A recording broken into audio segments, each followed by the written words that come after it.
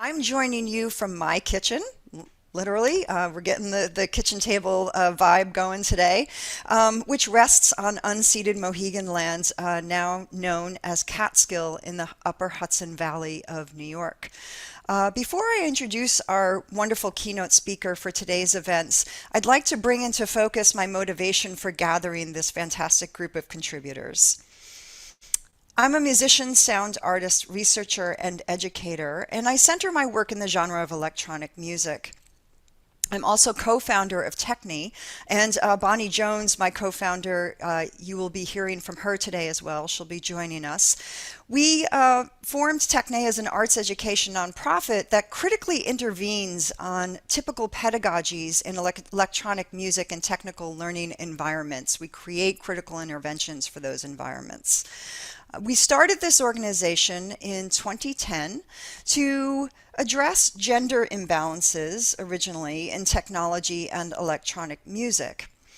And around that same time, we saw a number of organizations emerge, such as Girls Who Code, Black Girls Code, or Django Girls, who had similar missions.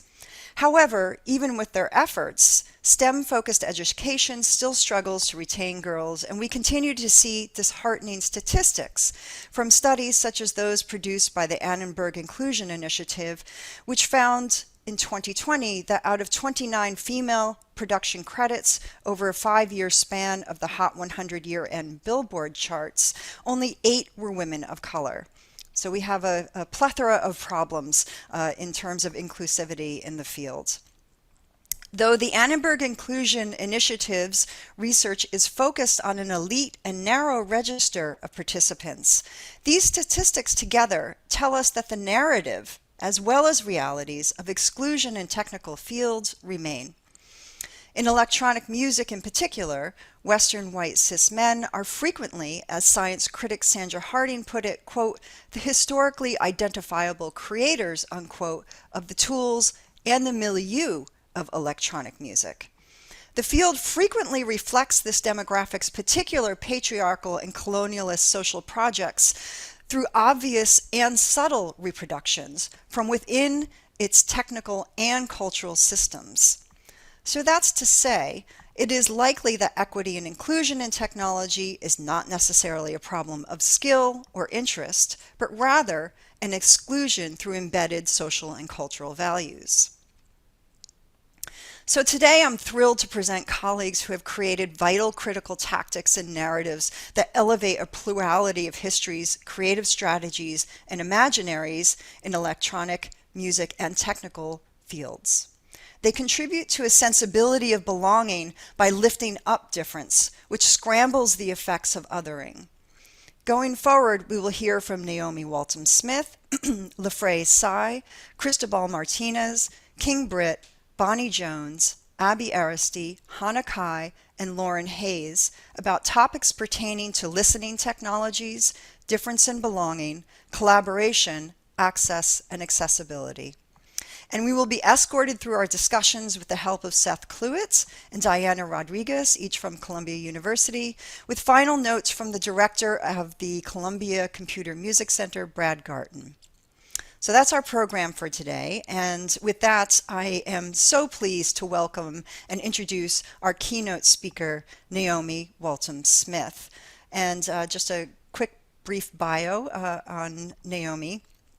Dr. Smith is Reader in the Center for Interdisciplinary Methodologies at the University of Warwick, working at the intersection of continental philosophy with music and sound studies. She is the author of Music and Belonging Between Revolution and Restoration, Shattering Biopolitics, Militant Listening and the Sound of Life, and the upcoming, which I can't wait for, Mapping Post-Colonial Paris by Ear. She has been awarded fellowships at the Penn Price Lab for Digital Humanities, Akademie Schloss Solitude, and the Institute for Advanced Study at the Hans Wissenschaftliche College. And with that, I'm pleased to introduce Naomi and her talk, Strange Sound, Capital, Race, and the Field Recorder in Urban Marginalization. Naomi. Thank you so much for the kind invitation and the generous introduction. I'm just going to share my screen and hope that it works as well as it did when we trialed that. So I'm hoping, I'll just check with you, I'm hoping you can see that on full All screen. good. Wonderful. Excellent. And so I will proceed. First section, strange fruit. The first part of my title today, Strange Sound, is a deliberate echo of and homage to a talk given by the incisive French decolonial feminist thinker Françoise Vergès, entitled Strange Fruit. That phrase, strange fruit, is itself taken from a poem entitled Bitter Fruit, written in 1937 by the white Jewish communist Abel Meeropol, a public school teacher in the Bronx and amateur songwriter who, having fled pogroms in Russia, took up an activist struggle against racial oppression in the US, and was both a member of the party and active in the Popular Front.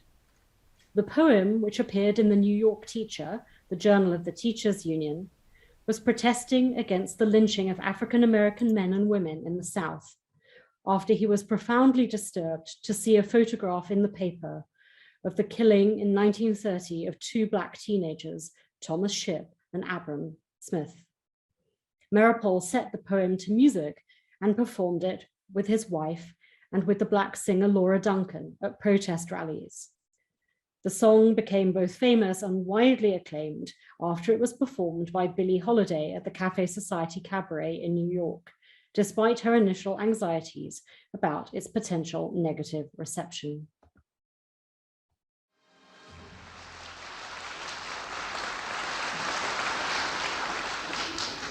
And now a little tune written especially for me, Strange Fruit.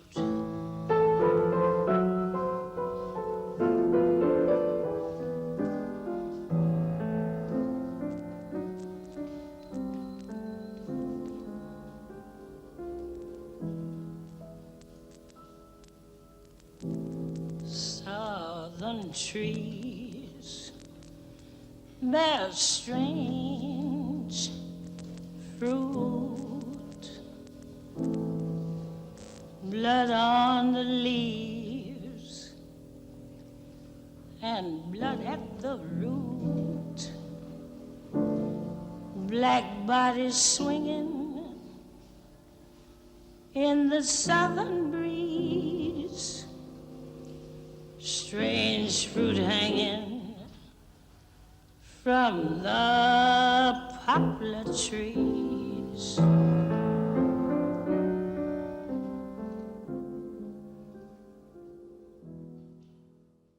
The song's first couplet presents a vivid image. Southern trees bear a strange fruit, blood on the leaves and blood at the root. Vergès reads this as a description of the banana. The banana, she suggests, is not simply a signifier of anti-Black racism, for example, in sporting events when people throw bananas onto the football or the soccer pitch, or in the racist stigmatization of Black children as monkeys. Furthermore, the production and distribution of this fruit is intertwined with the history of colonial plantation slavery, as well as being closely associated with US imperialism, the geopolitics of race, military coups in Latin America, steam and maritime transportation, racializing environmental policies, precarization, and racialized sexualities. Vergès takes the banana as one of a number of colonial commodities alongside coffee, tobacco, sugar, and cocoa, whose entry into global markets required finding a particular variety that would yield the largest harvest, meet the taste of Western consumers, and become a monoculture protected from the threat of disease. Beyond considering race as an identitarian category, the banana gives Vergès a prism through which to analyze both post-coloniality and racialization as global phenomena, and specifically from the point of view of the subaltern. Vergès dexterously situates the story of this strange fruit as part of a larger nexus that frames racial identity, and as a compound signifier that indexes and negotiates the quotidian and the extraordinary, the local and the global, the ritualistic and the historiographic. In this way, Verges also mobilizes her critical analysis of the banana to put in question the nation, together with its categorical boundaries and its norms of belonging via the system and structure of race. It is the way in which the banana is articulated to belonging that is one of the most striking upshots of a reading that refuses the boundaries of disciplinarity, itself an instrument of colonialism. In the end, Verges is interested in how the metaphorical relation between race and the banana, or the banana as synecdoche for race, reveals how race as a concept can itself deconstruct the very categorical and binary thinking that produces the category of race in the first place. The history of the selection of the banana as a global product illustrates two features of colonialism that will be relevant to my own object: the fascination with an appropriative collection of exotic objects in the course of imperialist travel and adventure on the one hand, and the scientific reduction of difference, in the case of the banana, to genetic identity, so as to facilitate the entry of the exotic commodity into circulation on global markets. The banana's history shows how its popularity was promoted in the US as cheap, nutritious, and germ-free. The United Fruit Company enlisting the endorsement of stars from the music and film industries, as well as utilizing cooking competitions, lessons, and recipes to boost sales. Dancing, singing, and laughing Latina women adorned with bananas and apparently having fun, or Josephine Baker's notorious banana skirt in Paris in 1926, both reinforce the sexualization surrounding the fruit and at the same time erase the appalling and hazardous working conditions of Black and brown bodies exploited on plantations, which has at times extended to child labor and the use of deadly pesticides. It also erased the racial and colonial division between white consumer and producer of color, the expansionism of US imperialism to invade or colonize sites of production, unequal development, the expropriation of land and the environmental devastation due to jungle clearance, the squeezing out of small-scale cultivation in favor of large corporations. I could go on. Verges also relates how the banana was mobilized as a tool of propaganda in support of the CIA coup against the democratic and socialist-inclined government in Guatemala in 1945, and also against the threat of communism. Sound played its part too in solidifying the connection between bananas, monkeys, and supposedly uncivilized people of color in the colonialist imaginary, as musical soundtracks with supposedly tribal drumming sought to project an image of savage Black sexuality. In this way, the banana becomes a thread for Verges by which to track and narrate the story of racialized capitalism. But it is also potentially the ground for social demands for citizenship rights, for medical assistance, for literary drives, cultural exchange, and more equitable development policies in regions devastated by the banana's commodification. Demands which could help to rebuild the sense of history and identity erased by racial capital. Demands also for reparations, and perhaps most controversially, demands for unqualified apologies for the abomination that was slavery. Second section, strange sound. So in a similar way, I want to take another object to analyze sound's imbrication in the entangled histories of capitalism, colonialism, and the system that is race. But rather than a colonial product or commodity as such, my object is more directly an instrument or a technology of colonial power. I speak of the field recorder. Like language, listening may be thought of as a technology that comes before, precedes the listener, that recruits and interpolates them, that technologizes them through a series of articulations that go all the way from the system itself through technological prostheses to the anatomy of the ear and to the cognition and psychology of listening. The field recorder is a technological mediation within this chain, but it is also in some way exemplary of the entire mechanism. Its prostheticity stands in for the prostheticity of listening as a whole. And indeed, I shall be suggesting, stands in a way, for race, for capital, and for colonialism as prosthetic technologies. As such, I'm suggesting that the field recorder be understood as a tool of domination wielded in the racial capitalist scene, but similar to Verger's, also as a possibility for deconstructing the oppositional thinking among which that domination is founded. To this end, I'll sketch out the use of the field recorder within the disciplines of comparative philology, ethnography, and ethnomusicology, before proceeding to examine the role of field recording in more liberatory work of the performance artist Sharon Hayes and the sound collective Ultra Red, as well as my more meager efforts to experiment with the field recorder's possibilities in my own methodological practice.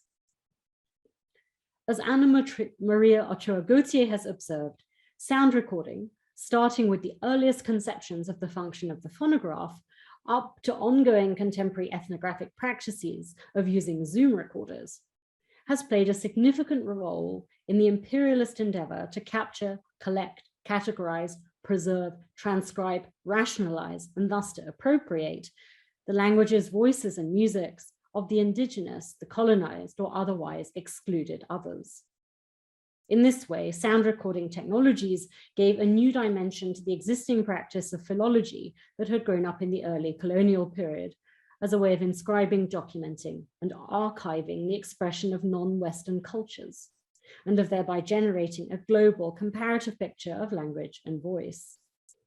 Along with the telecommunications networks that underwrote imperialist expansionism via cables under the sea, and the passion for travel writing, the possibilities for sonic transmission over distance reinforced colonialist fantasies of cultural exchange. But these fantasies frequently obscured the unequal power between colonizer and colonized, between the West and the rest, which thus turned these documentary listening practices into tools of judgment and marginalization. The field of comparative musicology, echoing that of comparative philology before it, encountered an abundance of unheard and surprising sounds whose differences of tuning, differences of accent, and so on, threatened to exceed the very possibilities of transcription. Without the constraints of an alphabet, sound recording promised a hitherto impossible fidelity. And yet, in seeking to submit these unfamiliar and often sensorially overwhelming sounds to scholarly scrutiny and theorization, field recording practices had the effect of reducing difference to the perspective of a norm. What sounds normal or what sounds proper? Two seemingly contradictory kinds of propriety are bestowed upon the recorded sound. First, that it becomes the proper object of scholarly knowledge, and second, it is marked with an unsullied authenticity in its representation of the other. The unadulterated authenticity of authentic biography or sound in the wild. The incommensurability of the sounds heard with respect to Western norms of classification was registered in terms that underpin the colonial imaginary. The construction of the other as outside of reason or the logos, as savage, animality, or barbarity, as mere noise. Laurent Dubreuil describes similar processes at work in the colonial expropriation of Arab words into French, for example, where the other is preserved only to the extent that it is exoticized, barbarized, included only insofar as excluded. One might then describe field recording as a technology of discipline or of sovereignty, in that it decides, in an analysis made familiar by the work of Jojo Agamben, on the exception and founds the state of exception. Such a movement that hears the indigenous or colonized as noisy is equivalent in its effect to hearing them as silent, as Dubreuil argues elsewhere in relation to the internalized colonialism experienced by the inhabitants of the banlieue in France. The field recorder, far from preserving in full fidelity, thus mishears or even unhears the racialized other.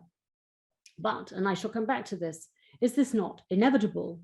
Or more precisely, is it not the case that any listening worthy of the name necessarily possibly mishears or misses hearing altogether?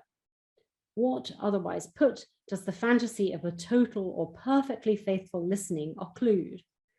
And is it not simply an extension of imperialist delusion and domination? Sociologist Les Back has also shown how the field or tape recorder has played and continues to play an essential role in the sociological or ethnographic practices of interviewing as a way of inquiring into social life, replacing the burdensome work of stenographers. Again, sound recording was felt to bring added authenticity. R.M. Lee, whom Back cites, notes how the technology came to shape the form of knowledge production itself, inculcating a practice of one-to-one interviewing with supposedly active listening and few interruptions from the interviewer, which in turn then shaped the very knowledge sought to be uncovered. In other words, the field recorder more or less directly gives form, aesthetic, social, and so on to the other, often motivated by the naive or misguided idea that it can give them voice, overlooking the effects of the recorder as a technology of surveillance and even of domination, shaping, perhaps even manufacturing what is said or sounded. The mistake, perhaps, is to imagine that the technology is a merely transparent vehicle for the collection or transmission of sound, rather than recognizing how it contributes to production of norms and thereby of belonging. But it also is perhaps an exaggeration to think that it's only with the entry of the field recorder onto the scene that the construction of listening begins, when in fact the social, political, cultural, intellectual, aesthetic, and so on dimensions of listening are already folded into some kind of articulated structure of prosthesis that animates the technology of the field recorder. Back proposes that complacency about recording, along with an over-dependency on the interview as a method, can have a harmful effect on attentiveness, because we know the recorder is listening for us. And furthermore, that part of the corrective to this should not only be deepening our attentiveness, but also expanding its reach to encompass more sounds beyond voices and music, including to environmental sound. Back's own customary terrain is the urban landscape reeling from the effects of gentrification. And it's to this interaction between field recorder and urban space and social belonging that I'll turn in the rest of the talk. So third section, sound activism. Before turning to the work of UltraRed, I want briefly to consider performance artist Sharon Hayes' 4-channel video installation, Parole, shown at the 2010 Whitney Biennial, which reflects on the possibilities for the field recorder in the city beyond being a technology of capture, documentation, and preservation. Hayes meditates on the microphone as auricular, auscultating prosthesis, evoking the opening voiceover from Chris Marker's 1962 documentary, Le Joli Mai, cited by Hayes in another context. That voiceover goes, "This, the most beautiful city in the world. One would like to track it like a detective with a telescope and a microphone," end quote. Parole's protagonist is a sound technician, shown here on the pictures, played by actor and performer Becca Blackwell, although protagonist and played are perhaps not quite the right terms here, because the installation challenges traditional constructions of narrative and subjectivity. Elsewhere, writing about Katia Sanders' What is Capitalism, Hayes speculates about a listening that destabilizes the position of the interviewer and the authority typically afforded by the microphone. When Sander takes the handheld microphone, she says, she does not assume the authentic identity of the interviewing subject and take the microphone as a tool of her trade, but neither does she act the part of a character who interviews, carrying the microphone as a prop. By taking the microphone, Sander activates a position, a form, and a set of codes that lie beyond her or any individual's embodiment, end quote. Something similar seems to be at work in Parole, where the sound technician listens while remaining silent. Her microphone trained on its subjects in often disconcertingly close proximity, such as when it tracks the movement of a dancer to the point of almost getting in the way. So the microphone here is trained on a far greater variety of sounds than on speech. And yet, if there's a recurring theme in Hayes's work, it is the speech act as a site for the production of political agency. And yet in this work, she displaces the focus onto ambient noise, such as the footsteps and breaths of that dancer, the whistling of a kettle, the whirs and clicks of a cassette player as the technician listens to archive recordings, including commentary about the National Voice Library at the University of Michigan, and Watergate testimonies about the sonic surveillance at the White House. Parole is an exercise in field recording rather than street interviewing. Moreover, Hayes plays with an impossible placing of the ear, enabling the audience to get far closer to the source than the eye could, shattering any consistent sensory relation to space, an experience magnified here by the impossibility of keeping track of each of the 4 video channels as the narratives bounce between them in the space. The piece, moreover, announces its meta character. We're constantly listening to listening, and so on. The listening subject position thereby always unraveling on account of a kind of infinite regression of overhearing that arises from the prosthetic relay that I'm saying is just simply the structure of technology, of listening as a technology. The way in which Hayes problematizes the authenticity of voice, frequently experimenting with putting someone else's words into her or another's mouth, and also with the possibility that her address may go unheard, thereby detaching the purported propriety of the voice and of the ear. This way of working points towards the possibility of unraveling the colonial domination of the field recorder and the norms of belonging that it reproduces.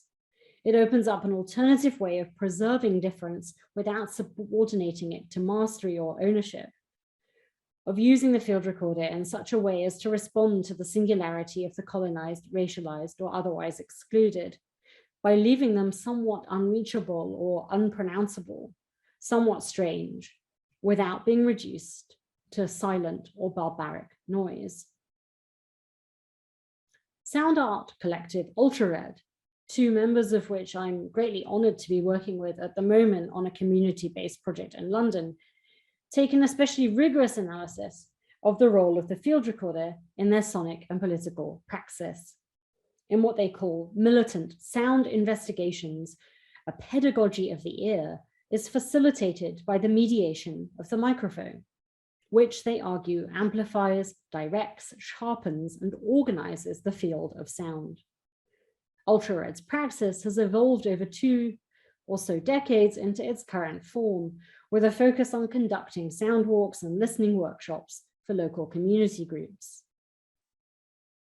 Founded by 2 AIDS activists in LA in 1994, the collective had its roots in the intersection of music and social engagement, specifically the overlap between the ambient music scene and local struggles around public health, housing, and education.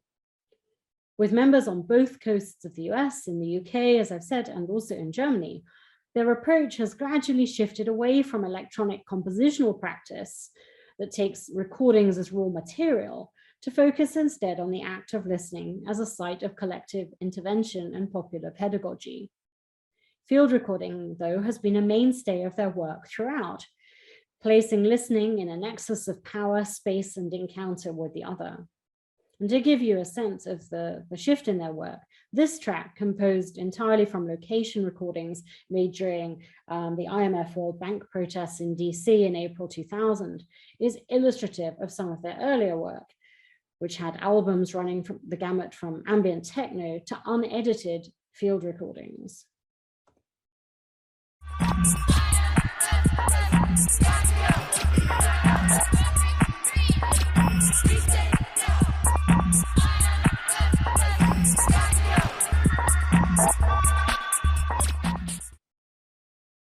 UltraRed, though, became increasingly frustrated with the political imbrications of aesthetic production and consumption, and during the course of a series of projects pursued since 2001 under the heading School of Echoes, have refined the methodology now codified in a set of listening protocols and workbooks.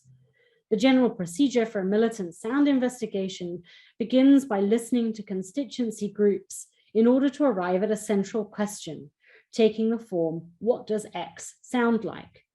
For example, what does racism or austerity or housing inequality sound like? The process then involves sound walks, field recording, listening sessions, discussion, and analysis. This is an example of a recording made during an investigation with the housing organization Coty & Co. in Berlin as part of the School of Echoes project. What you'll hear is a Lärm demo or a noise demo, which took on global resonances, echoing the pot-banging protests of popular movements in Latin America since the 70s, and situating the struggle in the context of a broader politics of migration. This was ultra-red right, I quote, a politics of volume and loudness, of frequency and poetry, of rhythm and resonance, end quote. Others within earshot were invited to participate, and via television, radio, social media, and travel, the sounds resonated with protests in other parts of the world, rewriting imperialist trajectories of exchange.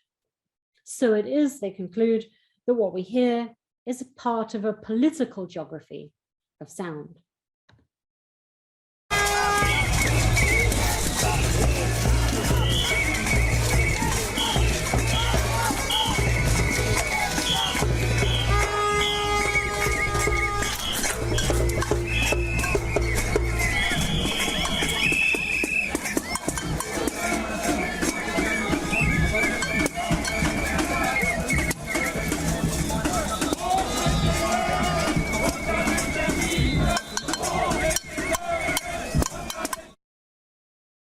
In 2008, the collective had set out some of the theoretical and political underpinnings for how the investigation is to be conducted in a pamphlet entitled 10 Preliminary Theses on Militant Sound Investigation. And that includes an analysis of the microphone that is used to mount a critique of what they call activism. Although I should perhaps add that the UK-based members have told me that it's their US counterparts who are more into high theory than they are. But this is the account developed, I think, chiefly by Don Ryan and other members of Ultra Red in the US of what they call activism. I quote, activism may claim to activate a site when in practice the scene appears to have been prepared prior to the activist's arrival. Activism undertakes research for the purpose of composing fixed analyses that then drive participation. Activism presumes an object-subject division, those who act as ideological patrons and those in need of patronage. It defines political subjectivity as that which the investigation brings to the other. Activism presumes its agents to be already organized prior to listening. Activism holds firm to a knowledge that never allows one to know when to be silent. Silence signifies political failure. Activism only uses the microphone to amplify oneself. One can recognize ideological patrons by the echoes they conceal. In the value form of participation, the voice of the patron echoes pure and immutable. Heard thus, the echo confirms that the ideological patron has invested the other with an analysis composed prior to their encounter. The echo of the patron's voice affirms the other as lacking and requiring the intervention of a patron. In this social relation, the mallet-like microphone simply amplifies established terms of analysis, delivers demands without listening, and insists on only one form of intervention, the endless repetition of a sealed demand, end quote. So activism in their reading aligns with what they dub the value form of participation, in which there's a ritual solicitation of oppressed subjects into, I quote, compliance with systems of administration and control, end quote, such that value is extracted from the performance of participation, struggle, and resistance, illustrating how capitalism profits from an extractivist tyranny of participation. Drawing on Lacan, Ultra Red think of the value form of participation in terms of the discourses of the master and of the university as, quote, rituals of participation by which subjects identify with the will of the state, the non-profit development corporation, the non-governmental organization, or the institution charged with administering crisis. As a sidebar, there's probably a danger if that's how they see the University of Warwick in the project that I'm currently engaged with. I'll continue with the quote. Against this, ultra-red strive, end quote. Against this, ultra-red strive to create a space of investigation, quote, where those who make meaning and act accordingly do so as incomplete entities, not entirely known to themselves nor to each other, and where the split subject acts upon the master signifier, questioning it, interrogating it, testing its limits, end quote. Or the hysteric, in other words, brings the university into crisis. I'm still hopeful for this project of mine to bring the university in general and the University of Warwick in particular into crisis of a kind. This means the members of ultra-red must withdraw so as to negate their status as ideological patrons.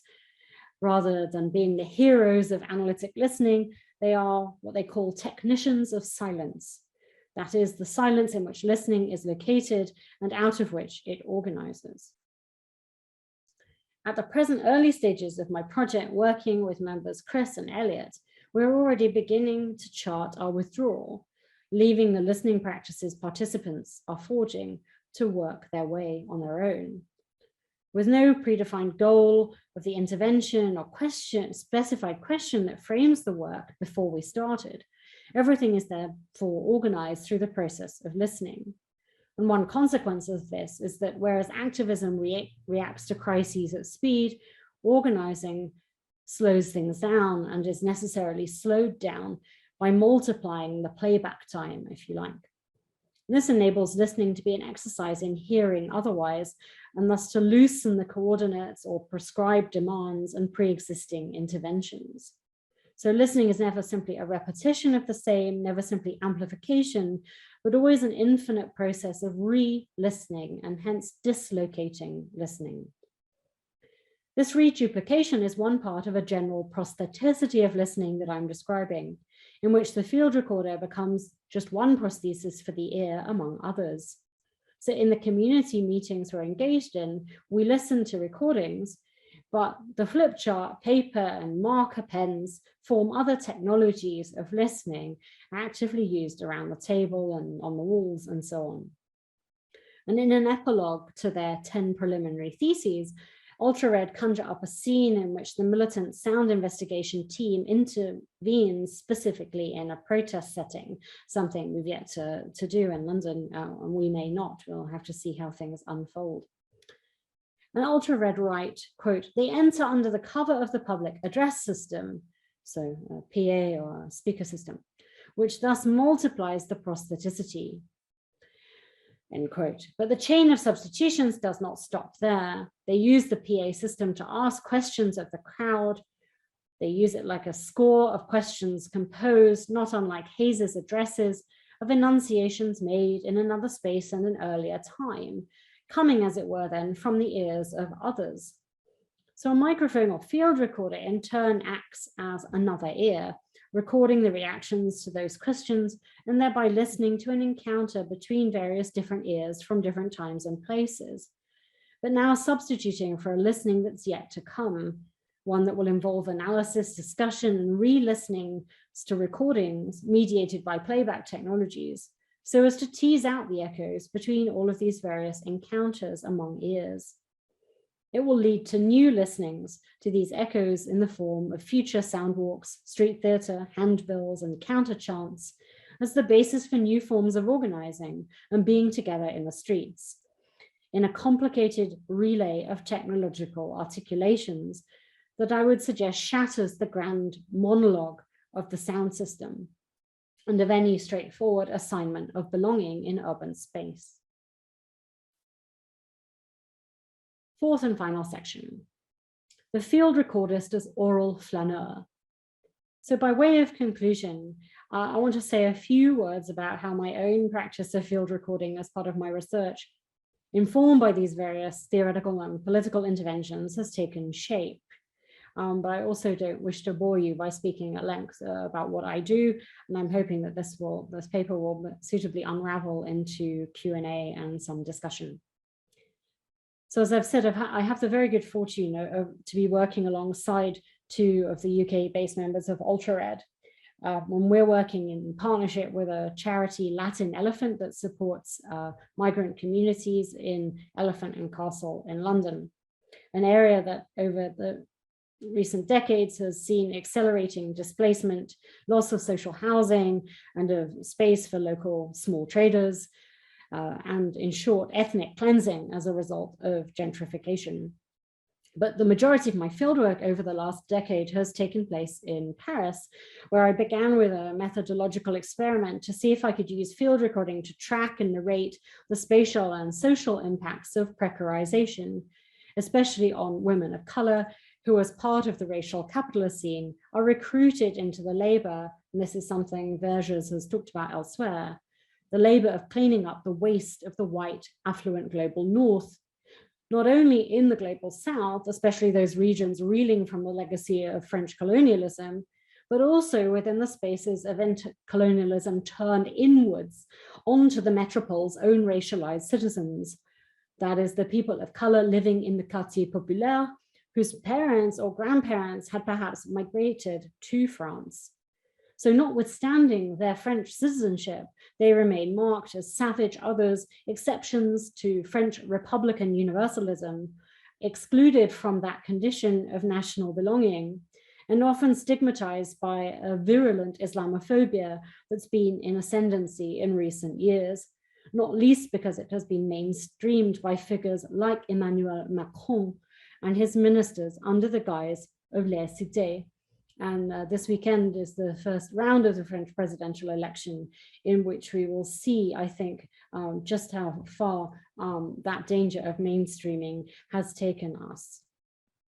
When I ask you to think at the soundscape of the banlieue in France, it may well bring to mind the strains of French hip hop, or perhaps the sounds of violence popularized by the media, but also in cinematic representations, most famously in the film La Haine. My aim had been to tune in my ears into something else, and yet the realities of violence, specifically of police brutality, were too loud to ignore, and rapidly began to demand the attention of my field recorder as protests exploded over the deaths at the hands of police of a shamefully long list of Black and Arab men in the banlieue, both in Paris and other French cities. The extraordinary struggle spearheaded by the sister of Adama Traoré, who died on his birthday in July 2016, in circumstances that would come to resonate strongly with the murder of George Floyd in Minnesota. That struggle has increasingly sought to build alliances, for example, with the Gilets jaunes, many of whom were experiencing the realities of police brutality for the first time in their lives, and also with left grassroots environmental movements such as Alternativa, as well as with other campaigns in the banlieue and with the campaigns of the sans-papiers, that's the undocumented. But Assa Traoré has staunchly upheld the fundamental orientation of anti-racism and anti-colonialism of her struggle when engaged in those rapprochements. So the challenge for me was how to use the field recorder, a long-standing tool of colonialism and repression, in a way that would not reproduce that reduction and domination that I sought to expose and to analyze. Le rap conscient, which might be called radical or progressive or politically conscious rap, has also been an important feature of this sonic field, as politicized or engaged hip-hop artists such as Kerry James, Medine, and Youssoufa have lent their support, and very loudly, to the campaigns for justice for Adama, vérité pour Adama. But this still left the decision for me of how to use the recorder, and if indeed I would continue to use it. I'd taken the decision as part of a spatial attunement at the heart of my methodology to walk while recording, and to use discrete in-ear binaural microphones to be able to record and to move with agility within protests without drawing the attention of the police. I'd also decided that I would not conduct traditional ethnographic interviews, partly for ethical reasons to protect the identities of those involved in demonstrations, but also because I was interested in what could simply be heard and understood. In French, it's the same word, entendre, of these political situations simply from listening to the ambient environmental sound, in which the voice might just be one element among many.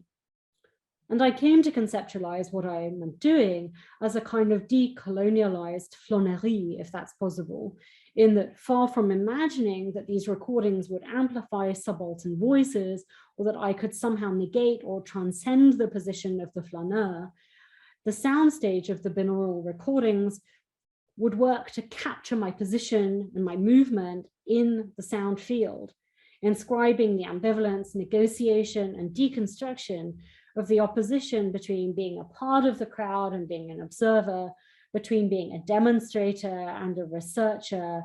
Think of all these squabbles at the moment about the distinctions between activism and proper scholarship. And also the oppositions between allyship and white privilege, between speaking for and attempting to sound with.